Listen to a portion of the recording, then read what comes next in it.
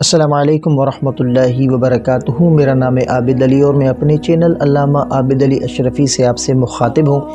امید کرتا ہوں کہ آپ خیریت سے ہوں گے اور دعا کرتا ہوں کہ اللہ پاک آپ کو سلامت رکھے۔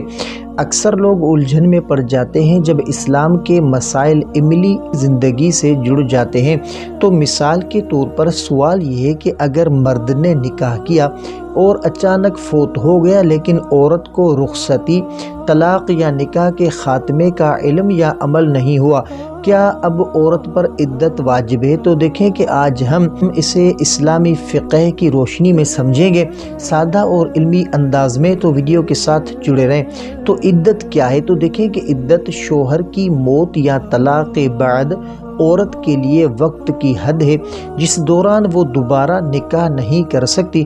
قرآن میں فرمایا کہ اور عورتوں کے لیے عدت مقرر کر دو۔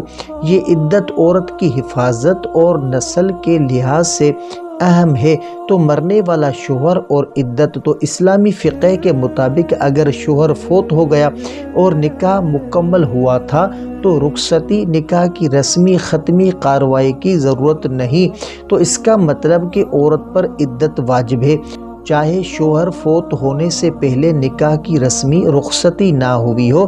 تو عدت کی مدت کیا ہے کہ عورت کے لیے یہ عدت کی مدت، تو دیکھیں کہ شوہر فوت ہونے پر 3 حیض آنے والی عورت یا 3 ماہ اگر حیض نہ آتا یا اگر حاملہ ہو تو بچے کی پیدائش تک۔ قرآن میں فرمایا گیا کہ اور جو عورتیں فوت شوہر کے بعد رہ جائیں وہ 3 حیض کا انتظار کریں۔ تو عدت کا مقصد کیا ہے کہ عورت کی حفاظت، نسل کی پہچان، دل کا سکون اور معاشرتی تربیت۔ تو نکاح کی رخصتی ضروری نہیں، فوت شدہ شوہر کا نکاح خود بخود ختم ہو جاتا ہے۔ عدت صرف اس عورت پر واجب ہوتی ہے، یہ دنیاوی اور دینی لحاظ سے رحمت اور تحفظ ہے۔ اللہ سے رہنمائی کی دعا، تو اے اللہ ہمیں اپنے دین کو سمجھنے والا بنا اور علم عمل میں فائدہ دے۔ تو اسلام آسان اور واضح نظام دیتا ہے۔ رخصتی کا نہ ہونا عدت کے لیے رکاوٹ نہیں، عدت عورت کی حفاظت، عزت اور دینی ذمہ داری ہے۔ فقہ میں ہر سوال کا جواب علماء کی رہنمائی سے ممکن ہے۔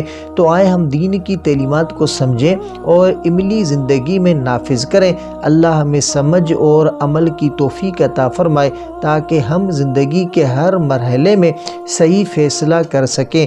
تو امید ہے کہ اس ویڈیو سے آپ کو کافی کچھ سیکھنے کو ملا ہوگا۔ تو ویڈیو کو لائک کریں، اپنے دوستوں کے ساتھ، اپنے پیاروں کے ساتھ ضرور شیئر کریں اور اگر چینل پر نئے ہیں تو سبسکرائب ضرور کریں۔